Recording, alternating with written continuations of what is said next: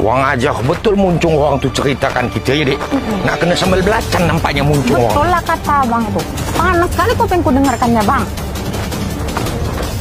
Lul, mau kemana buru-buru kali? Kami nak datangin si Lapet dengan biniknya, Bang. Oh, kenapa rupanya dia? Sakit? Bukan dia yang sakit, Bang, tapi kami yang sakit. Dia udah cerita yang enggak tentang kami. Betul. Dia udah fitnah kami, Bang. Terus, mau kalian apain? Ya kami datangi lah, Bang. Kami nak minta pertanggungjawaban atas semua ucapan dia. Biar apa? Ya biar dia tahu lah, Bang, kalau kami ni tak terima dengan semua ucapan dia tu. Iya, kalau perlu kami cabai mulut dia. Terus, kalau udah kayak gitu, apa semuanya jauh lebih baik? Ya biar ramai sekalian, Bang. Mir, Lul, sini dengar dulu. Fitnah dan gibah yang dilakukan sama kawan kalian itu asbab bisikan setan. Dan amarah yang ada dalam hati kalian mendengarkan fitnah-fitnah itu juga karena tiupan setan. Kalau keburukan dibalas dengan keburukan, terus jadinya apa? Tapi kami marah karena dia dulu yang garai, Bang. Kalau nggak digarai, mana kami marah-marah? Ini entah apa-apa dia bilang tentang kami. Gara-gara mau jadi ketua wirid aja sampai segitunya. Kalau memang dia mau kali jadi ketua wirid, ambek. Aku pun nggak mau kok jadi ketua wirid. Kalau kayak gitu, ngapain pula kalian marah? Ya malulah kami, Bang. Entah apa-apa kami diburukkannya. Semua orang kampung ini dengar. Iya, padahal kurang baik apa lagi lah kami sama dia.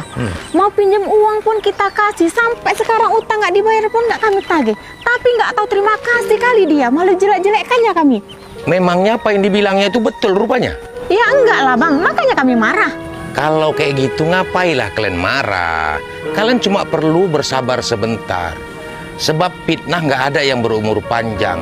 Kebenaran itu anak waktu. Secepat apapun fitnah itu berlari, kebenaran pasti tetap akan mendahuluinya. Awak pun sadar dirinya, Bang. Sebagai manusia nih, awak banyak punya kelemahan. Tapi apa dia nggak sadar juga? Kalau dia tuh banyak punya keburukan juga. Asal tahu aja, Bang ya. Dia itu kalau... Nggak usah lanjutkan. Kita pasti bisa menjawab semua tudingan-tudingan yang ditujukan kepada kita. Tapi kalau dengan menjawab justru akan membuka aib saudara kita sendiri, maka lebih baik diam dan bersabarlah. Bersabar adalah upaya terbaik untuk melawan fitnah. Ketika teman-temanmu melupakan jasa-jasamu, sejatinya Allah sedang memberitahumu mana teman yang baik bagimu. Dan kebaikanmu tidak akan pernah tertukar. Ketika teman membicarakan keburukan kita, dengarkanlah. Dengan demikian, mungkin kita bisa tahu hal-hal yang mungkin tidak kita ketahui pada diri kita sendiri. Tapi kalau kita ni cuma diam je, Bang, bersabar saja, Bang, sedap betul lah hidup dia tu, Bang. Siapa bilang kalau orang-orang yang memfitnah itu tahu bahaya apa yang akan menimpanya, pasti mereka akan berharap kitalah yang membalasnya. Karena ketika orang yang difitnah itu bersabar dan menyerahkan segala sakit hatinya kepada Allah Subhanahu wa Ta'ala, maka sesungguhnya dia orang yang memfitnah itu sedang dalam keadaan yang celaka. Karena ketika Allah yang membalasnya, tidak ada satu makhluk pun yang akan dapat membelanya. Terus orang yang difitnah ini dapat apa, Bang? Tidak ada kesabaran yang tidak berbalas surga, Lul. Di dunia ini dibukakan pintu-pintu rezekinya, diampunkan segala dosa-dosanya. Sejatinya orang yang memfitnah kita sedang mentransfer segala amal ibadahnya kepada kita. Sekalipun amal ibadahnya tidak mencukupi, maka dosa-dosa yang pernah kita lakukanlah yang akan diserahkan kepadanya. Sedap juga ya, Dek. Oleh karena itu, berhati-hatilah menjaga lisan kita.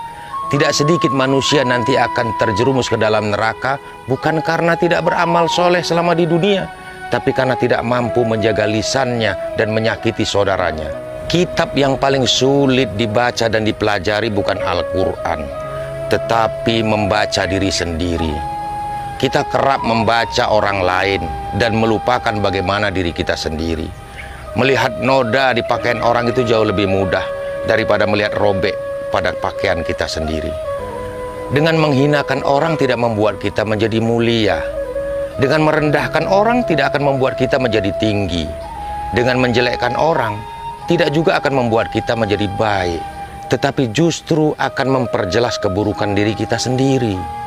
Tetaplah menjadi baik, sekalipun orang lain menyatakan diri kita buruk. Untuk apa kita tumbuh menjadi dewasa kalau cuma bisa membalas keburukan orang lain? Untuk apa kita sekolah dan belajar tinggi kalau pintar kita cuma mengikuti keburukan orang lain? Menjadi baik atau menjadi buruk itu pilihan diri sendiri, Lul. Bukan ditentukan oleh orang lain.